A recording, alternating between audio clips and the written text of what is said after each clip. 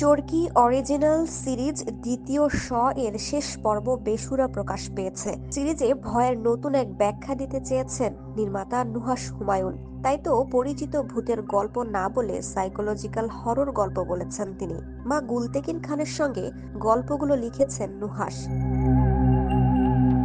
ডাইনি চরিত্রে অভিনয়ের কথা শুনে কাজটি করতে আগ্রহী হন জয়া হাসান। তিনি বলেন, দর্শকরা সবাই কম বেশি জানেন আমি ক্যারেক্টার আর্টিস্ট, ভিন্ন রকম চরিত্র করতে পছন্দ করি।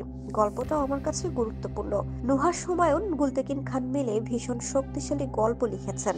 ক্যামিও চরিত্র হিসেবে কাজটি করেছেন জয়া হাসান। ছোট চরিত্র হলেও এর প্রভাব বেশ। বেসুরার গল্প সংলাপ নিয়ে জয়া হাসানের আরো কিছু মুগ্ধতা রয়েছে। তার মতে পর্বটিতে এমন কিছু সংলাপ আছে যা বলার লোভ থেকেই হয়তো কাজটি করেছেন তিনি। অভিনেত্রী আরো বলেন, আমরা যে অভিনয় বা শিল্প চর্চা করি বা একজন শিল্পী যে শিল্প চর্চাটা করেন তার মূল জায়গাটা কি সেটা ডাইনির বেশে আমার দেয়া সংলাপগুলোতে আছে।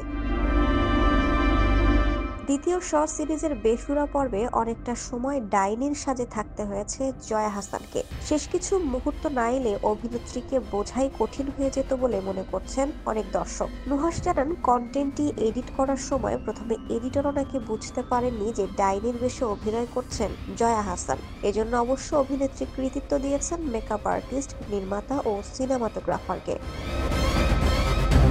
জয়া বলেন, ভালো লাগছে যে প্রথম দিকে কেউ এটা ধরতে পারেনি। এটা আসলে মেকআপ আর্টিস্টের কৃতিত্ব। কিভাবে চরিত্রটিকে দেখানো হচ্ছে, ক্যামেরায় কিভাবে ধরা হচ্ছে সেটিও গুরুত্বপূর্ণ ছিল। তাই নির্মাতা ও সিনেমাটোগ্রাফারকেও এর কৃতিত্ব দিতে হবে।